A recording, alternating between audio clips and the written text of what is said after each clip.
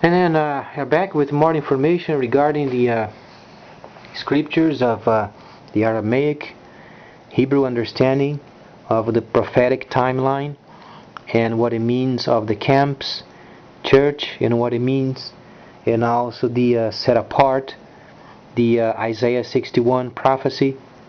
So then we begin to be more aware of what's coming in the future.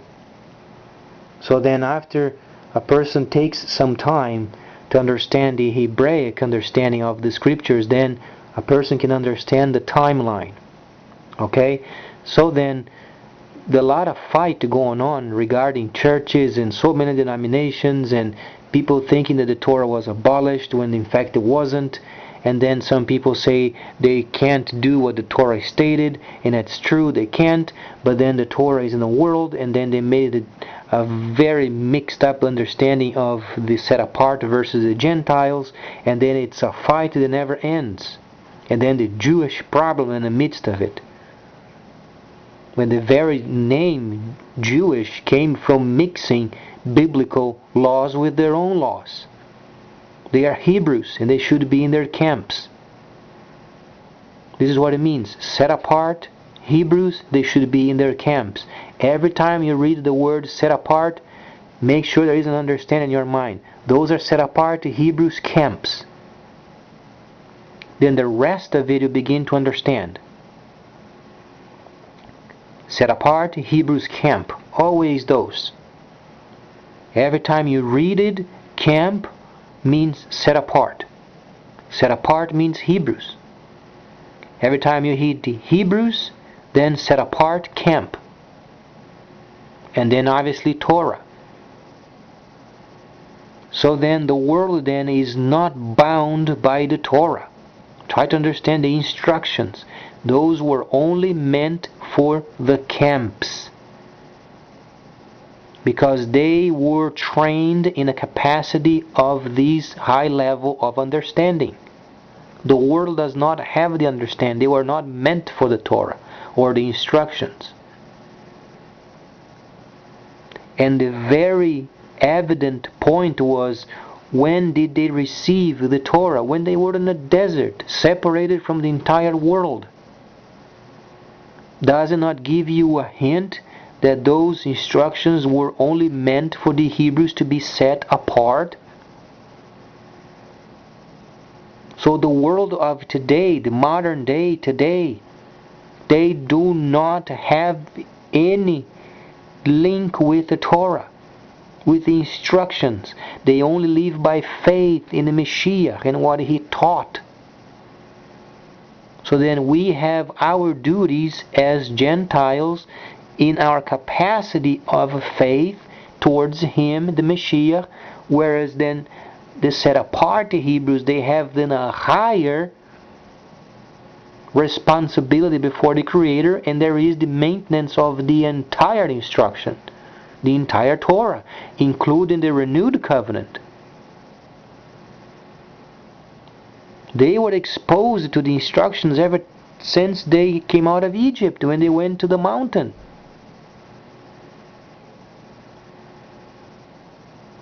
From there, then they received the instructions. So then, the line of understanding of the salvation plan, they should and they must be in their camps. So then they are obedient 100% to the Torah. The Torah and the instructions, they are not to be in the world. They are to be in their camps. The only portion that goes into the world is the faith factor in what Yahshua taught. So then there is no more fight.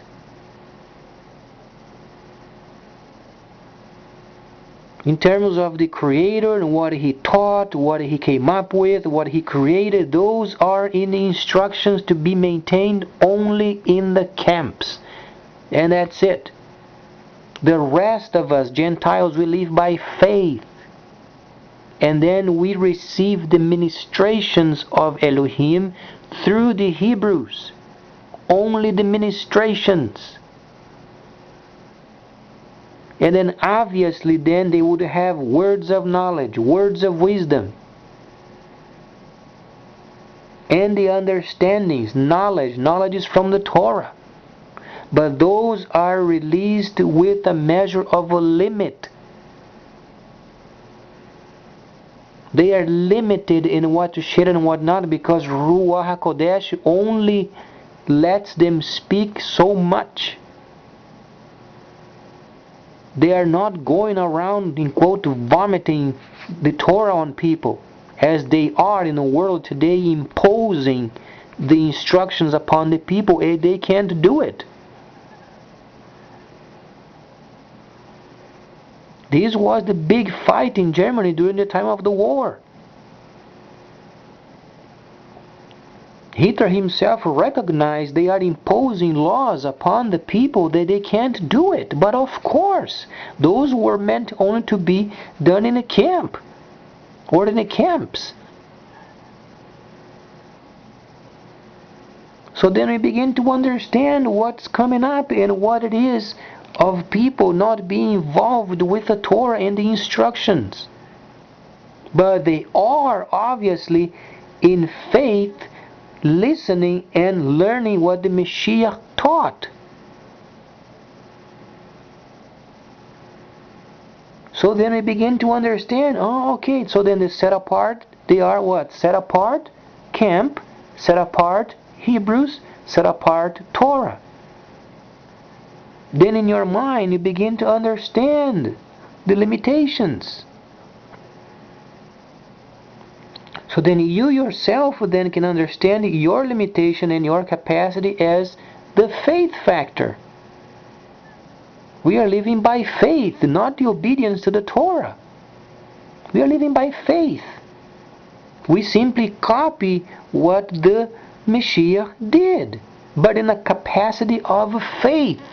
The Mashiach, he came in the capacity of Torah completion. That's much higher. That was the only person in the earth able to do it. We are not going to do what he did, but we are going to have his understandings, and we are going to do what he did in our capacity of faith. So we have faith in him. We do what he did. For instance, he kept the seventh day, the Shabbat. But then we simply come together for sharing. And then we receive ministrations from the set apart from the camps. That's it. We are not bound by Torah. And the instructions, those were only meant for the camps. We receive a limited measure, a proper measure every time from Ruach HaKodesh based upon our faith. So then the Torah is not pushed down our throats. And then the world is becoming more aware of it.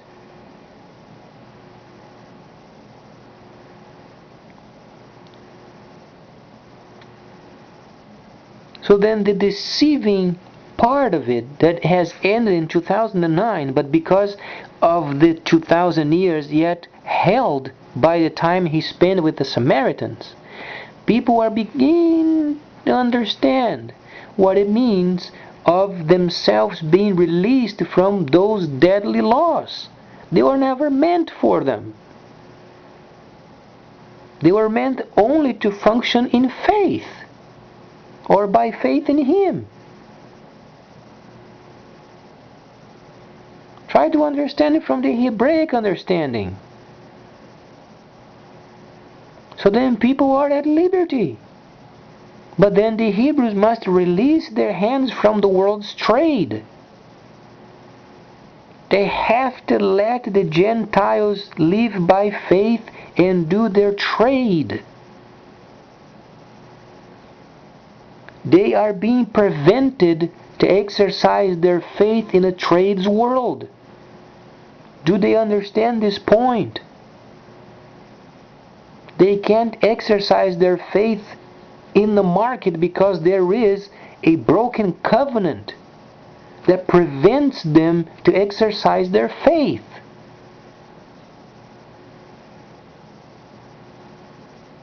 So then when the Hebrews they return to their camps and they leave the world's trade to the Gentiles, then they can exercise their own faith. And when there is a requirement for guidance from Yahweh, then they would go to the camps, as they did before.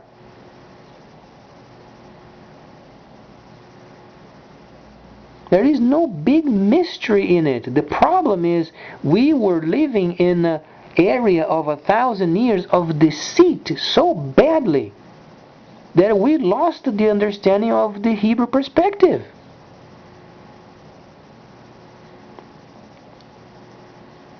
And then we were deceived, thinking that, oh, it's going to be a heaven in the future when there is no heaven. If a person is not obedient in the capacity of faith for the Gentiles, or then 100% obedience to the Torah in their camps, if those are not done, then judged. It's simple. Those that are dying without the Messiah are going to torment in the first death, as explained by Yahshua in Revelation, are waiting for the second death. Then they're going to be thrown together in the earth, when the earth is going to be burned with sulfur, the shout of sulfur, as did in Sodom and the cities of the plain.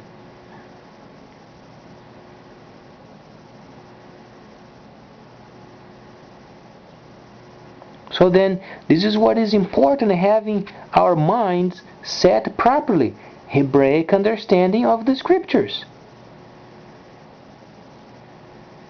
So then, we understand that it's set apart, Hebrews, Torah, camp. Every time.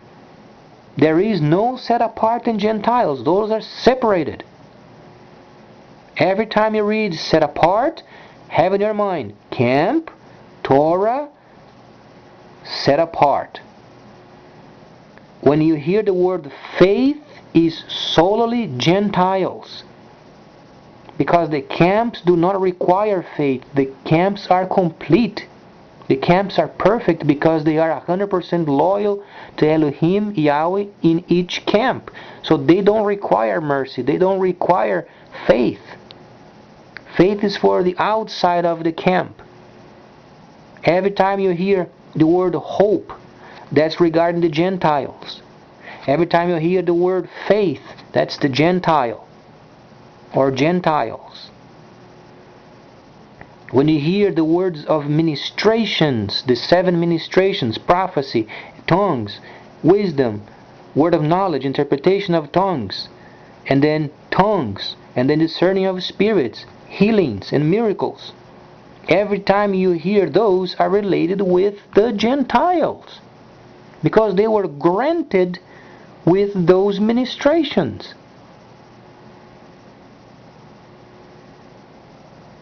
So then the deceit of the spiritual line begins to be cleared away. So when you read then the renewed covenant in a worthy copy, for instance, of the Aramaic, you begin to understand. Set apart camp, set apart people, Torah, they are to be separated. Every time there is a word faith, Gentiles outside the camp.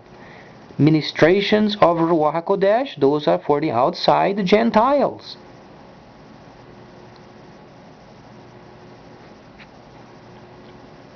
And then mercy is for also the Gentiles outside of the camp. Because the camps are complete. You don't count the camps. Elohim, Yahweh, is in the camps. Those are complete. However, the outside then, the Gentiles, they must receive more because they are living by faith. So then you yourselves begin to understand then what it means, the renewed covenant. What were the many writings of Shaul? Most of them were guidelines. Guidelines for the Gentiles. The only topic that Shaul pointed out regarding his Hebrew brothers was to make sure don't bring the Torah and its demands upon the Gentiles, because you yourselves, you couldn't do yourselves.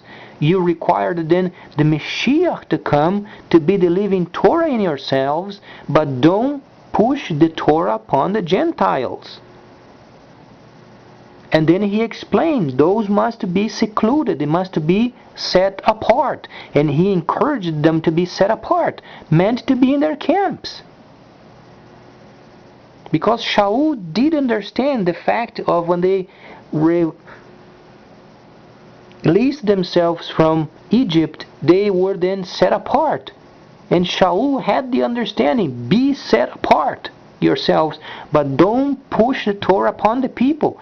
Circumcision, or then the dam of animals, sacrifices, and then obligating the person with these lines to be forced to do what the Torah states. No, the Hebrew brothers, they can't force the Gentiles to do what they themselves only should be doing in their camps. They are then set apart. Let then the Gentiles be guided. That's why he gave guidelines, to be guided.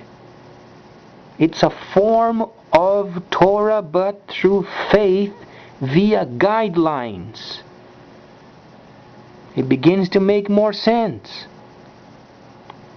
That's why then many areas, then the areas of the functions of Ruach HaKodesh, only those were given to the Hebrews. So then they would minister to the Gentiles outside of the camp.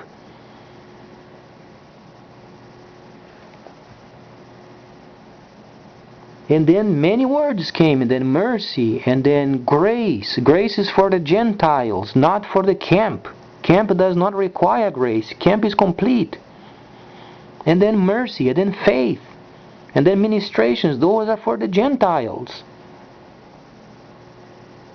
But then the Gentiles would exercise what they've learned in their own lives, in their own work, in their own families, and then the set apart, they were never to be mixed with the world.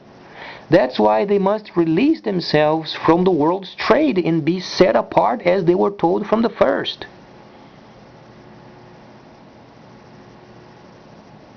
So then we understand then revelation, why they are set apart versus then the Gentiles. Because discipline is coming upon the house of Elohim. What does it mean? Means that they are going to be releasing themselves, they're going to be disciplined to release themselves from the world's trade and do what they were told to do by Moses that came from Yahweh. Then they would exercise the senses, the many names of Yahweh, and then on top of it they would then minister to the Gentiles outside of the camp, as they did before during the time of Shaul.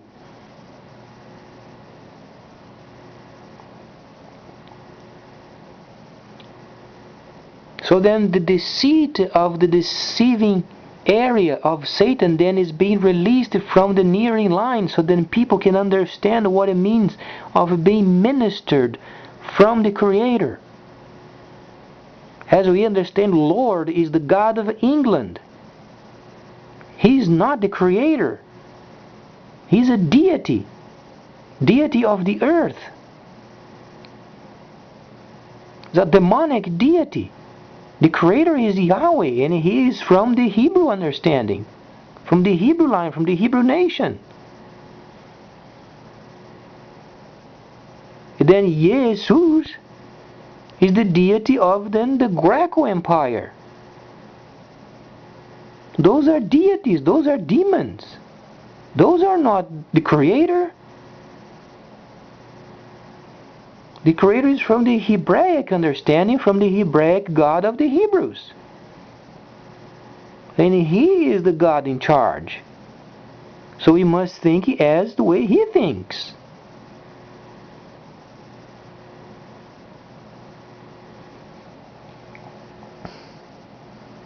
So then we understand the importance of then reading Revelation and understanding set apart. What does it mean set apart? Set apart Hebrews, set apart camps, set apart Torah. They must maintain the Torah 100%. The world has nothing to do with the Torah. In fact, the world should rid itself of the Torah, only found in the camps of the Hebrews. These including oils and then incenses and the whole area related with the Torah and spices and so on, those are for usage only in a temple, in a tent. And special clothing, special garments, those are for use only in the camps. Those are not to be used outside in the world. The only portion remains in the world are the writings then of Yahshua, because it's related with the Gentiles. And then they go around and they do their duties, living by faith, doing their work and exercising their faith in the trades of the world. And when there are problems beyond themselves, they would then go to the gate of the Hebrews and they would inquire of Yahweh for help. And then they would be simply instructed further, but not pushed down the Torah upon them. They would receive from Ruach HaKodesh the tailor-made area that would make them increase their faith. Start making sense, doesn't it? Much more coming up.